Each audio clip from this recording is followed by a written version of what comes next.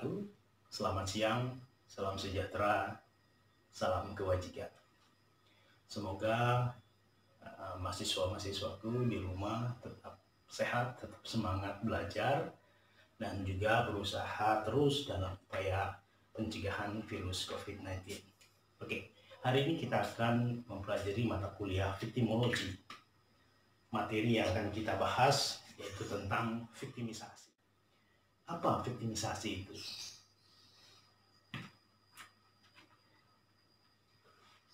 Menurut Maria G. Moratore, victimization is the process of being victimized either from physical or psychological or a moral or a sexual point of view. Jadi, victimisasi itu proses seseorang menjadi korban dari sudut pandang fisik, psikologi, moral, bahkan seksual. Berbeda pendapatnya dengan von Hirsch. Beliau melihatnya dari sudut pandang tindak pidana atau criminal victimization. Criminal victimization, the suffering of physical harm or material loss caused by culpable action.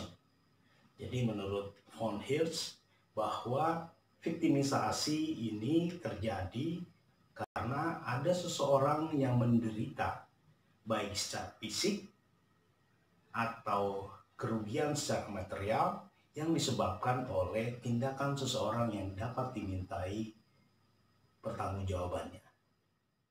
Berbeda halnya dengan Volksman. Volksman melihat juga dari sudut pandang victimisasi kriminal. Menurut beliau, criminal victimization is an adverse experience which may impair the physical or mental integrity of individuals or deprive them of valuable goods, causing distress or trauma.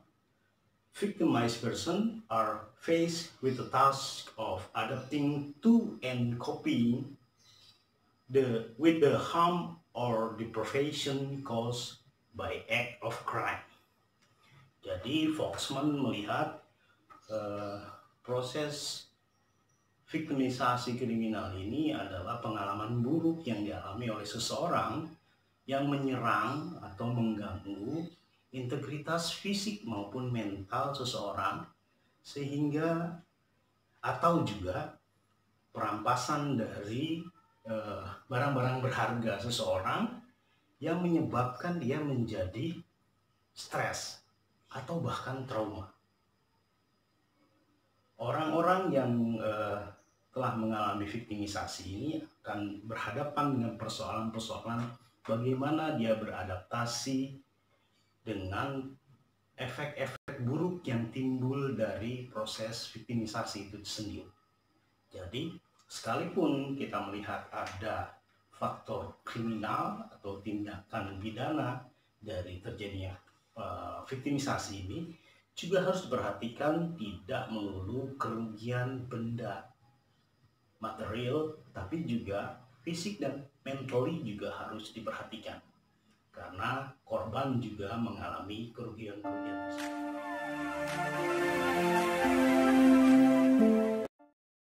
Pakar-pakar victimologi dari Indonesia seperti misalnya Arief Gosita, yang mana kita ketahui beliau juga banyak mengkaji tentang victimologi. Bahkan menurut pandangan beliau, victimologi merupakan satu bidang ilmu pengetahuan atau studi yang mengkaji suatu victimisasi.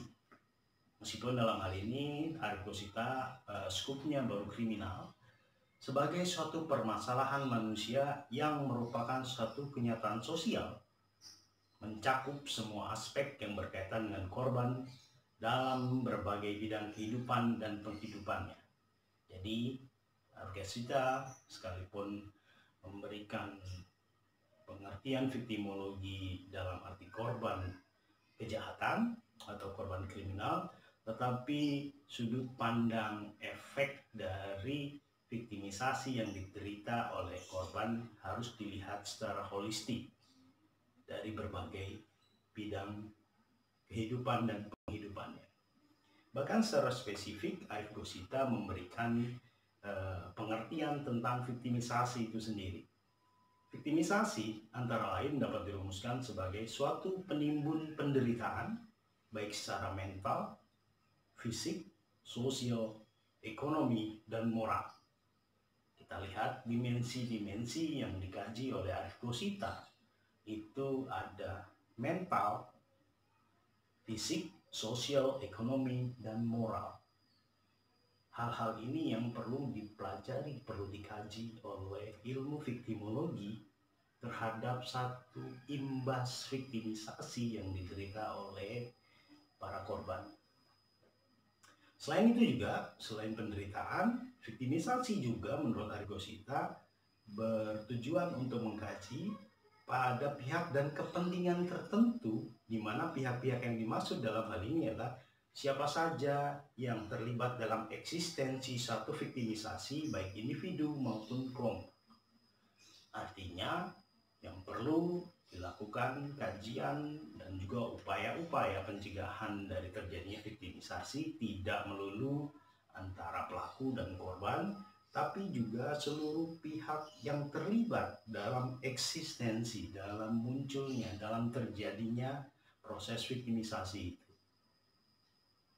Maka kita lihat peran aktif dari stakeholder lain juga dibutuhkan dalam hal ini. Pendapat berikutnya dari J.E. Saitapi. Menurut J.E. Saitapi, pendapat berikutnya dari J.E. Saitapi. Menurut J.E. Saitapi, viktimisasi sebagai suatu penderitaan baik fisik maupun psikis atau mental berkaitan dengan perbuatan pihak lain. Perbuatan yang dilakukan oleh orang perorangan, suatu kelompok tertentu, suatu komunitas tertentu, bahkan pihak pemerintah. Dalam hal ini kita lihat bahwa J.E. Saitapi menyasar pengertian dari viktimisasi tidak lagi hanya penderitaan fisik yang diderita oleh si korban, tetapi juga melihat act atau perbuatan dari si pembuat viktimisasi tersebut. Bisa terjadi atau dilakukan oleh orang perorangan, individu, bisa dilakukan oleh satu kelompok atau komunitas, bahkan pemerintah sekalipun bisa membuat atau menciptakan proses viktimisasi. Sehingga korban bukan saja perorangan, melainkan kelompok orang atau komunitas tertentu atau sebagian rakyat yang menderita. Bukan secara fisik, melainkan inklusif dalam arti finansial, ekonomi, sosial, agama, dan dalam arti psikis secara luas.